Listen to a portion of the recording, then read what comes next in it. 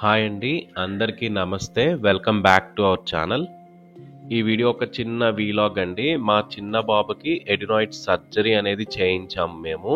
ఆ సర్జరీ యొక్క డీటెయిల్స్ నేను ఈ వీడియోలో ఎక్స్‌ప్లెయిన్ చేస్తాను. ఎవరికన్నా ఉపయోగపడే అవకాశం ఉంటుంది. మా బాబుకి కంటిన్యూస్‌గా ఒక 6 మంత్స్ నుంచి రన్నింగ్ నోస్ ఉంటుందండి. మధ్యలో ఒకసారి హై ఫీవర్ కూడా వచ్చింది. ఈ 6 మంత్స్‌లో మేము ఒక 4-5 డాక్టర్స్ దగ్గరికి తిప్పాము మా బాబుని.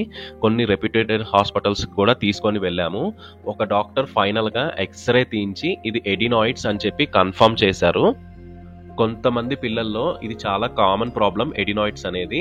వాళ్ళ ఏజ్‌ని బట్టి ఏజ్ గ్రో అయ్యే కొద్దీ ఈ ఎడినాయిడ్స్ టిష్యూ అనేది తగ్గిపోతుంది. వాళ్ళకి ఎటువంటి ఇబ్బంది ఉండదు. సివియారిటీని బట్టే సర్జరీ అనేది సజెస్ట్ చేస్తారు అని చెప్పి అన్నారు. మా బాబుకి ఒక ఎక్స్‌రే తీస్తారు. వాళ్ళు నిన్ను పడుకోబెట్టి ఫోటో తీసి పంపించేస్తారు అని చెప్పి మేము ఇంటి దగ్గర తీసుకొని వచ్చామని. దానికి సర్జరీ ఇయన్నీ అసలు మేము ఈ మాటలేమీ చెప్పలేదు. అందుకే వాడు అంత కామ్‌గా వచ్చాడు. ఈ ఎడినాయిడ్స్ టిష్యూ అనేది ఎన్లార్జ్ అయితే దానివల్ల అదర్ సైడ్ ఎఫెక్ట్స్ కూడా వస్తాయని మాకు డాక్టర్ చెప్పారు. కొంతమంది హోమియోపతి ట్రై చేయమన్నారు. కానీ హోమియోపతి అనేది కొంచెం స్లో ప్రాసెస్ అని చెప్పి అప్పుడున్న మా బాబు కండిషన్ బట్టి అది సెట్ అవ్వదు అని చెప్పి మేము జనరల్ మెడిసిన్నే ప్రిఫర్ చేశాము.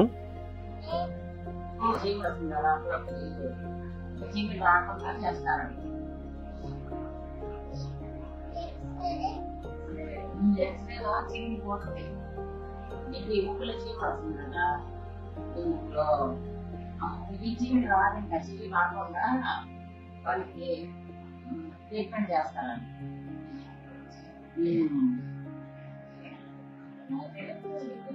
చీమ వస్తుందని తీసుకోవట్లేదు కదా, అంతే.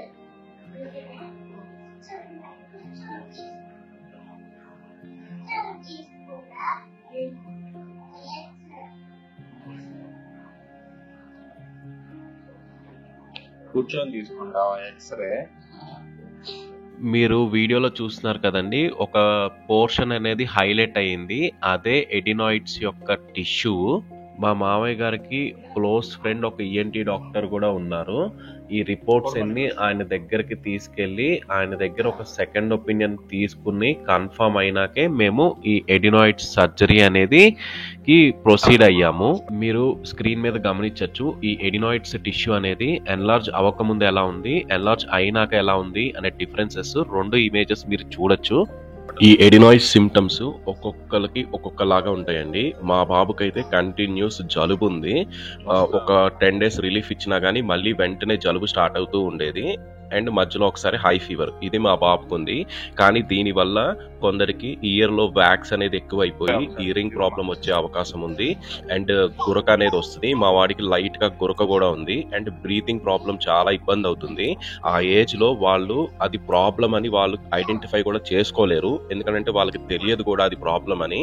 సో కొంతమంది పిల్లలు అస్సలు ఎక్స్ప్రెస్ అవ్వలేరు వాళ్ళకున్న ప్రాబ్లము. సో అందుకని చాలా జాగ్రత్త పడాలి. ఇది సర్జరీ చేసే ముందు ప్రొఫైల్ టెస్ట్ ఒకటి చేపించారండి. ఎక్స్రే ఒకటి, బ్లడ్ టెస్ట్ ఒకటి, ఈసీజీ ఒకటి, ఈ 3 తీశారు మా బాబుకి. ప్రొఫైల్ టెస్ట్ చేసినాక ఈ వాల్యూస్ అన్ని ఓకే అన్నప్పుడు అప్పుడు సర్జరీ డేట్ అనేది ఫిక్స్ చేశారండి. సర్జరీ ముందు రోజు 10 లోపలే ఫుడ్ అనేది పెట్టేసేమన్నారు. 10 తర్వాత ఫుడ్ ఏమీ పెట్టద్దు. వాటర్ కూడా అంత ఎక్కువ ఇవ్వద్దు అన్నారు. జస్ట్ నోరు తడిపే అంత వాటర్ ఇమ్మన్నారు ఇన్ కేస్ వాటర్ అడిగితే. అండ్ సర్జరీ వచ్చేసి మార్నింగ్ అలాగా 8 o'clockకి అలా స్టార్ట్ చేస్తా అని చెప్పి అన్నారు. ఈ లోపల సర్జరీ ఫార్మాలిటీస్ అన్ని కంప్లీట్ చేసాము మేము. ఇంకా డాక్టర్ కోసం అలా వెయిట్ చేస్తున్నాము. ఈ లోపల మా బుడ్డోడి మైండ్ అనేది కూడా డైవర్ట్ చేస్తున్నాం మేము. ఎడినాయిడ్స్ సివియర్గా ఎన్లార్జ్ అయినప్పుడు అవి రిమూవ్ చేయటం వల్ల ఫ్యూచర్ కాన్సిక్వెన్స్ కానీ అండ్ సైడ్ ఎఫెక్ట్స్ కానీ ఉండవు అని చెప్పి నేను నెట్లో అయితే చూశాను, రీసెర్చ్ చేశాను. కొందరు డాక్టర్స్ను కూడా కనుక్కొని మా ఫ్రెండ్స్ సర్కిల్లో అప్పుడే ప్రొసీడ్ అయ్యాను. దీనివల్ల వాళ్ళకి ఇంకా బెటర్గా ఉంటుంది. బ్రీతింగ్ అనేది ఈజీగా తీసుకుంటారు. అండ్ ఈ జలుబు చేయటం, జ్వరం రావటం ఇవన్నీ తగ్గుతుంది. ఇవి సివియర్గా ఉన్న పిల్లల్లోనే ఈ సర్జరీ అనేది చేస్తారు. సిస్టర్ వచ్చి మెల్లగా వాడి మైండ్ డైవర్ట్ చేసి ఆ మాటలు ఈ మాట చెప్పి మెల్లగా సంకనేసుకొని వెళ్ళి థియేటర్లోకి వెళ్ళిపోయారండి. మాకేమో ఫుల్ టెన్షన్. ఈ లోపల డాక్టర్ వచ్చి మా టెన్షన్ మా ఆవిడని చూసి మీరు ఏమి కంగారు పడద్దు, ఇది చాలా చిన్న సర్జరీ, చాలా లైట్, అస్సలు టెన్షన్ తీసుకోమాకండి అని చెప్పి ధైర్యం చెప్పారు మాకు. అసలు ఇవి మేము రోజు చేస్తానే ఉంటామన్నారు. డాక్టర్ అయితే మంచి ఎక్స్పీరియన్స్ డాక్టరు, చాలా మంచి ఆయన అండి. కొంతమంది పిల్లలకి ఆ ఇమ్యూనిటీ ఎక్కువ ఉండటం వల్ల వాళ్ళకి ఎడినాయిడ్స్ అనేది ఏజ్ పెరిగే కొద్దీ ఆటోమేటిక్గా అది తగ్గిపోతుందండి. సో వాళ్ళకి ఎటువంటి ప్రాబ్లం ఉండదు. సో ఇంకొంతమంది పిల్లలకి ఏమన్నారంటే వాళ్ళ ఏజ్ అరౌండ్ 8 ఇయర్స్ వచ్చినాక ఇంకా వాళ్ళు ఈ ఎడినాయిడ్స్ అనేది తగ్గకపోతే అప్పుడు వాళ్ళకి సర్జరీ అనేది ప్లాన్ చేస్తారు, ఎడినాయిడ్ సర్జరీ అని చెప్పి డాక్టర్ చెప్పారు. సర్జరీ 45 మినిట్స్ జరిగిందండి. సర్జరీ అయినాక మా వాడిని బయటకు తీసుకొచ్చారు. ఎనస్థీషియా ఇవ్వటం వల్ల కొంచెం మత్తులో ఉన్నాడు. ఎనస్థీషియా తగ్గే కొద్దీ మా వాడికి మేల్కు అనేది వచ్చింది. కొంచెం ఇబ్బందిగా ఫీల్ అయ్యాడు ఆ ఎనస్థీషియా తగ్గిన తర్వాత, కానీ స్లోగా రికవరీ అయితే అయ్యాడు. లైట్లు ఏమన్నావా? పెద్ద లైట్లు ఏమన్నావా? ఫస్ట్ ఏం చెప్పావు? ఇంజెక్షన్ చిన్నగా చేయమన్నావా?